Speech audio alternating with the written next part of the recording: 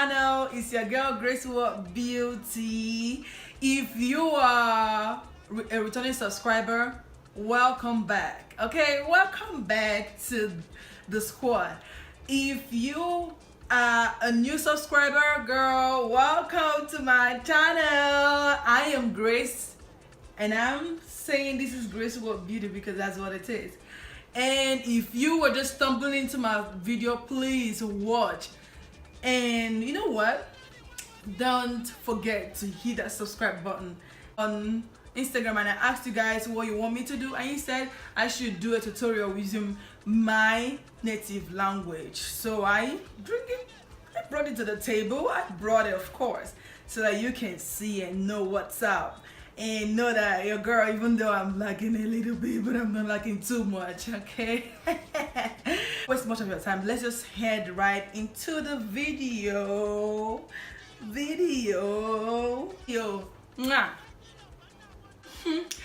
I speak my language fluently, but you know, there are some words or some things I can't actually say in my language. Isn't that funny? So let's get started.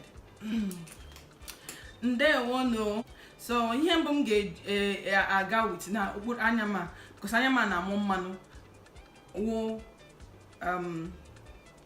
concealer and akponka makeup revolution conceal and define. So layer so I'm gonna use C12. So I'm going to blend the eye of one.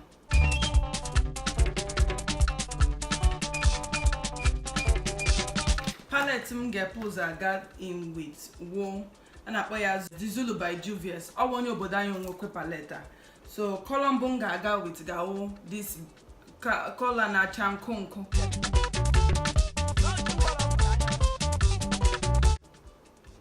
So you need the color. Give me a question in here. Ọ na-eme ihe ogbo ya ọfụma o mee ya ya dị look neat na look kwa professional. Ọzọ m ga-aga with na nga nka orange a jiri nke achaga yellow nke achaga ọcha were gazie ya n'elu.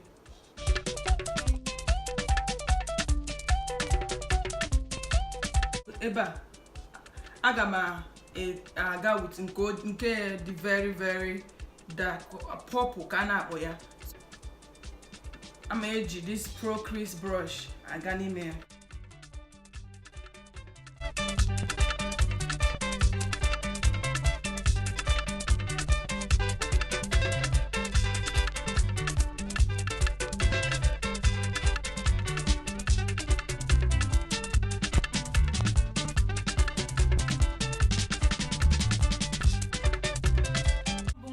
Aba wonka ganonga so ga color ya potassium ma so ga agba ya setting spray ya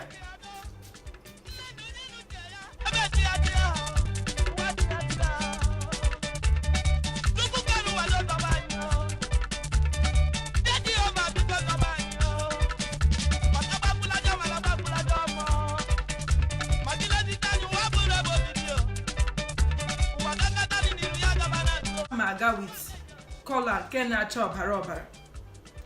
You know, blend their together.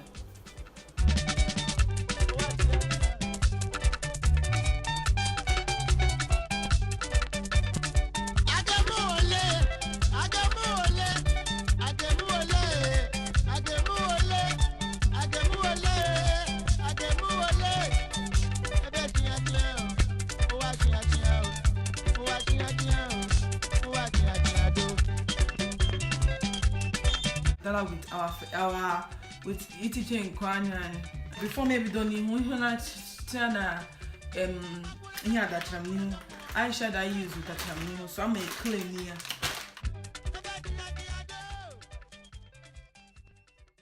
I got here with here na primer. So him chede gwage before gi bido the foundation because the primer the ezigbo mkpa. Don't skip. Skip the primer for once. So primer I get use the Pore Fessional. That's they call it Professional, but it's Pore Fessional. So it's by Benefit Cosmetics. So I just got this new one. I don't know how it is. Oh, Chineke, what? As all the new game they use it before Maybelline baby skin primer. So I use it here as a mirror. I hold talk idea in the tap. But sometimes it might get kufere na get big.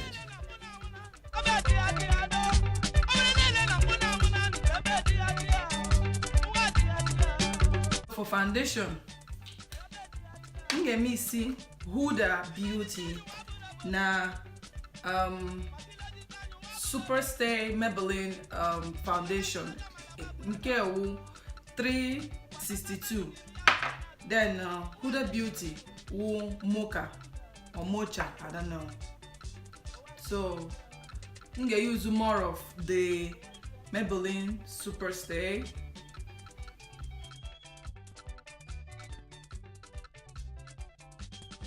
So I'm gonna use this brush. This brush is from BH Cosmetics 1, 2, 3. So I'm gonna bust here. This is my setting spray, and then video blend away.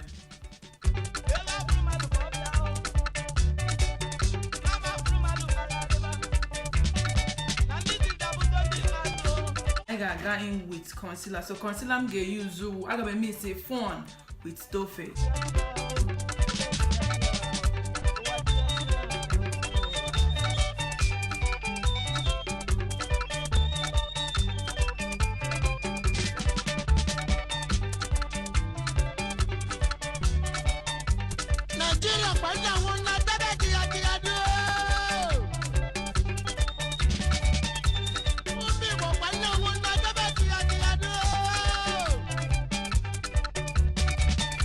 For contouring, I got Makeup Revolution concealer in C18. So I got one at a time.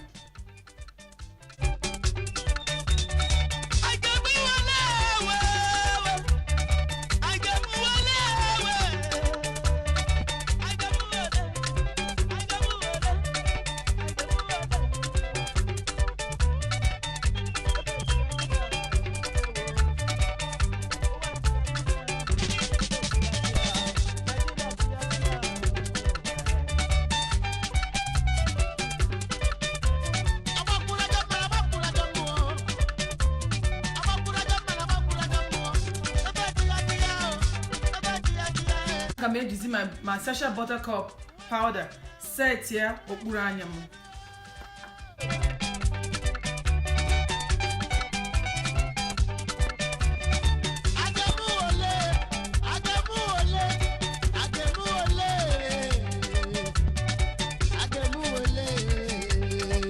bake is in I'm a use to make it dry ofuma. I'm gonna use my Maybelline loose powder medium. I'm gonna use here this powder then man they put all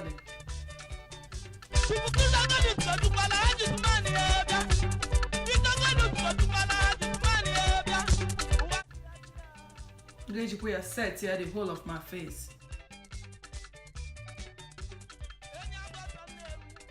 Yeah, okay. If I name Chala the baking I know that baking process now. So I got gafezi na mpora na anyani what's it called? Our lower eyes. Okpura anyani, yeah. Okpura anyani. So I'm gonna pose aga with my black eyeliner. So I'm gonna put anyamala. Brown. So I gotta go with brown first. The next color I got Zulu color chaga opera. So ile my amiri again. I want my mama say na miri dibi anyanzu. As with This is my Ngeji as my bronzer to bring back with the color contour mirimbo.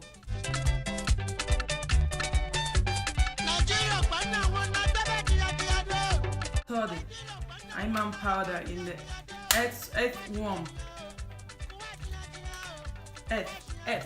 Earthworm. Earthworm. Oh. Time Jimmy bake my face. Ngeji cut so that I got who contour. I got who contour ma.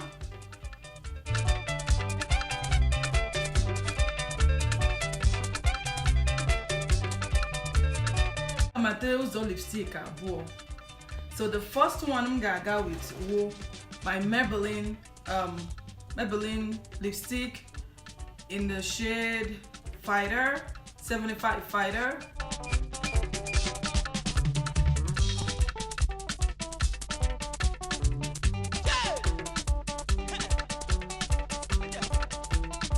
The blush today will come from Profusion. For the highlighter, I'm gonna use my all-time favorite highlighter, powdered highlighter, Loreal True Match LUMI SHIMMERISTER.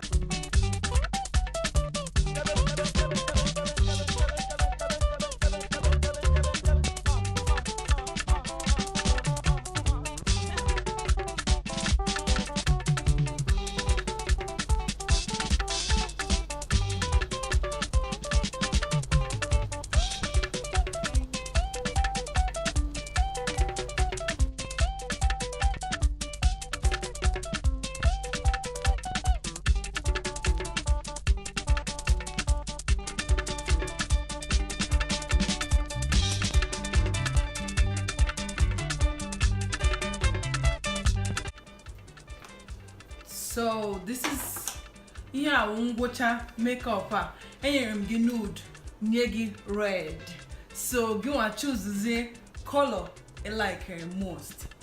Well, ịchọrọ ịma akpa m shi hair kishia gwa m na the description box so that nga kụjiri unu tashi dom shi ma kishia.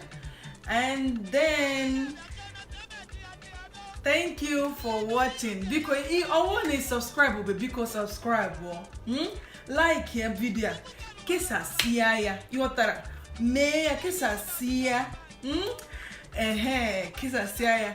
And then manam hoginanya kuku mo hoge agama na this platform today. So manam hoginanya and unechefukwele nam nyere unu I'm still game a giveaway for nde barambo can with up to 1,000 subscribers. Barambo up to 1,000 subscribers. Ha, when you give away. Nde ha barambo bashe yike ame nyunu ezigbo gift. So thumbnail kwole. So bye bye. Mwah.